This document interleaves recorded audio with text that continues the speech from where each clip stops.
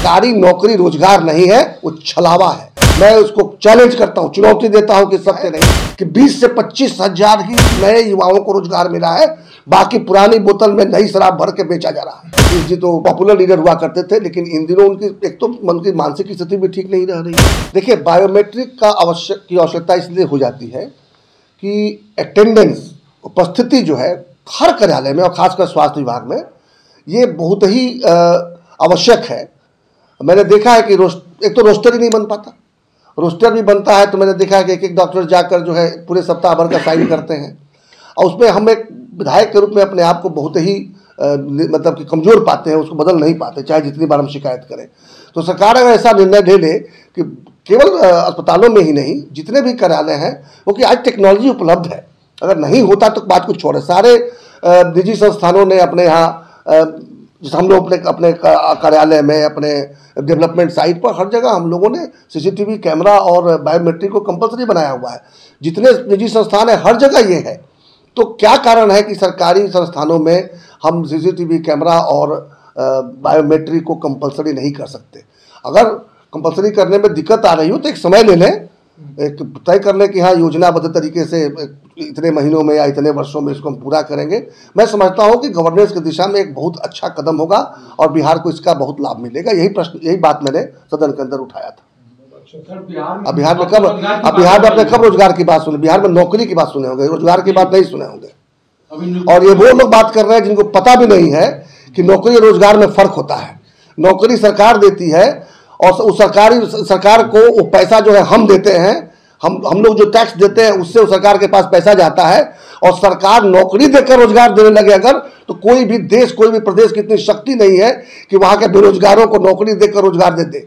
रोजगार देने का तरीका होता है वहाँ पर इकोनॉमिक डेवलपमेंट करना, कल कारखाने लगना, उद्योग लगना, और जो है जो खेती है उसको लाभदायक बनाना, तब जाकर रोजगार सृजन होगा। सरकारी नौकरी रोजगार नहीं है, वो छलावा है। आपको मैं बता दूं, अभी आजकल बहुत चल रहा है, लोग अपना पीठ थपथपा रहे हैं कि 2 लाख नौकरियां हम लोगों ने बांट दिया शिक्षा विभाग में। मैं उसको चैलेंज करता हूं, चुनौती देता हूं कि सत्य नहीं है। क्यों नहीं, इसको बताता हूं, क्योंकि मैं भी एक विद्यालय चलाता हूं, निजी विद्यालय। जो शिक्षक उसमें बहाली हुई है उसमें से अधिकांश, एक बड़ी संख्या है जो नियोजित शिक्षक थे, वो पुनः जो है परीक्षा पास करके अभी नियमित शिक्षक बन गए हैं। तो वो कोई रोजगार सृजन नहीं हुआ, कोई नई नौकरी नहीं हुई, केवल नौकरी का नाम बदल गया, नियोजन से वो नियमन हो गया। एक बहुत बड़ी संख्या में निजी संस्थानों में जो शिक्षक थे वो लोग पात्रता परीक्षा पास करके या ये परीक्षा बीपीएससी की परीक्षा पास करके वो सरकारी में चले गए हैं। तो उनका भी केवल कहिए एक तरह से तो ट्रांसफर हुआ है निजी से सरकारी की तरफ में। जो थोड़े बहुत बच गए उसमें बहुत बड़ी संख्या में दूसरे राज्यों के सक्षम छात्र जो हैं, जो पढ़े लिखे, क्योंकि आपने तो 2-3 जनरेशन तक यहाँ बच्चों को पढ़ाया ही नहीं। तो जो बीपीएससी परीक्षा होती है तो नए जो युवा यहाँ के होते हैं, या तो जो अच्छे होते हैं वो पढ़ाई कर चुके हैं, दूसरे जगह जाके पढ़ा रहे हैं या दूसरी जगह नौकरी कर रहे हैं।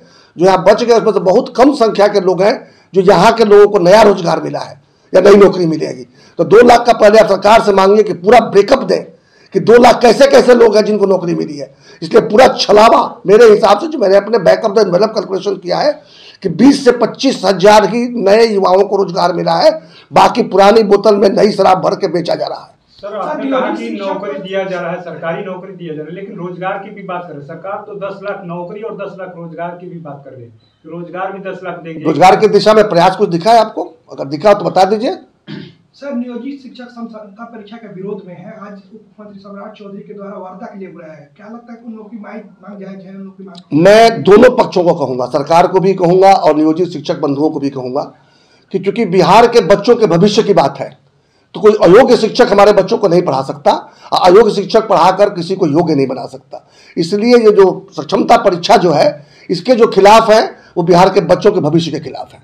आपको सक्षमता परीक्षा देनी चाहिए, और अगर आप सक्षमता परीक्षा पास कर ले तो सम्मान के साथ आप गुरु बनकर गुरु ब्रह्मा, गुरु विष्णु, गुरु महेश्वर बन सकते हैं। वो लोग कह रहे हैं कि सक्षमता परीक्षा हम लोग नहीं देंगे, बिना शर्त हम लोग नहीं। अगर नहीं दे रहे हैं तो सरकार से मेरा सुझाव होगा कि ऐसे लोगों को फिर जो है आड़े हाथों ले।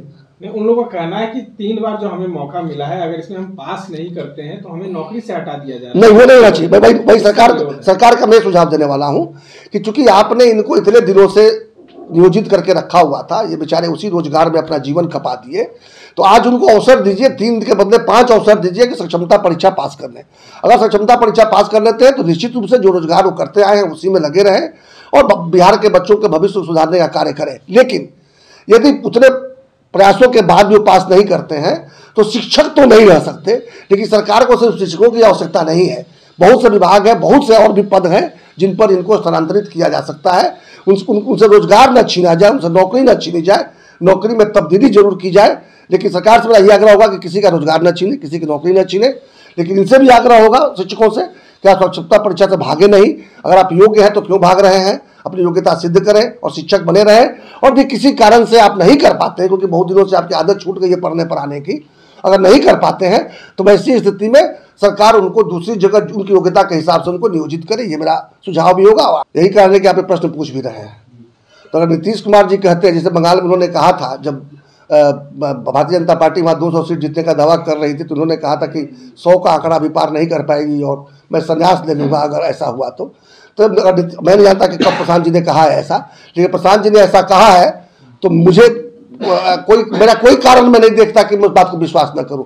निश्चित रूप से उन्होंने काफ़ी डेटा को एनालाइज करने के बाद ही ये कहा होगा और ज़मीन की धड़कन को समझ के उन्होंने कहा होगा। ये बात तो सही है, नीतीश जी के दिन तो लद गए हैं। नीतीश जी तो निश्चित रूप से एक्सपेंड फोर्स है, एक ज़माने में बहुत पॉपुलर लीडर हुआ करते थे, लेकिन इन दिनों उनकी एक तो उनकी मानसिक स्थिति भी ठीक नहीं रह रही है, सब जानते हैं। और ऊपर से जिस तरह से जितनी तेज़ी से उन्होंने साथ छोड़ा किसी का, साथ पकड़ा किसी का, इतनी तेज़ी से किया कि विश्वसनीयता भी लगभग समाप्त हो चुकी है। तो मुझे भी लगता है, मैं प्रशांत जी की बात तो मैं नहीं सुना, उसने मैं उनकी बात को नोट नहीं करूंगा, लेकिन मुझे भी लगता है कि अगले चुनाव में नीतीश जी की पार्टी कोई बहुत अच्छा नहीं करने वाली। अब 10 सीट जीतेगी, 20 सीट की 30 सीट में ये भविष्यवाणी करने के लिए मेरे पास डेटा नहीं है। सर, पीला गमछा जो आपने धारण कर रखा है, माना जाता है कि परशुराम वंशज ही धारण करते हैं, क्या उसी को लेकर तो नहीं? ये पीला गमछा तो मैं धारण किया हूँ क्योंकि आप देखते होंगे एक प्रयास चल रहा है बिहार को बदलने का, जन स्वराज के माध्यम से एक अभियान चल रहा है, तो उसके झंडे का और गमछे का रंग पीला है, तो धारण यही किया हूँ। वैसे पीला रंग जो बड़ा शुभ माना जाता है, सिर्फ परशुराम जी की मोनोपोली इस पर नहीं है, परशुराम वंशजों की मोनोपोली नहीं है। जब कभी भी कोई भी हम लोग धार्मिक कार्य करते हैं तो पीला रंग जो है, ए गंगा मैया तो है पियरी चढ़े, वो आपको याद होगा जब पहली भोजपुरी फिल्म बनी थी तो पियरी से ही शुरू हुआ था। इसलिए पीला रंग पर किसी की मोनोपोली नहीं है, इसमें कोई संदेह नहीं कि परशुराम वंशज जो होते हैं, जो परशुराम के जो भक्त होते हैं, वो पीला गमछा धारण करते हैं। और साथ में अभी जो एक अभियान चल रहा है उसके भी ध्वज का रंग पीला है, गमछे का रंग पीला है। इसलिए आप जहां जोड़ कर देखना चाहे जोड़ कर देखें। देशवा न्यूज पर वीडियो देखने के लिए लाइक करें, सब्सक्राइब करें, साथ ही बेल आइकन दबाना न भूलें।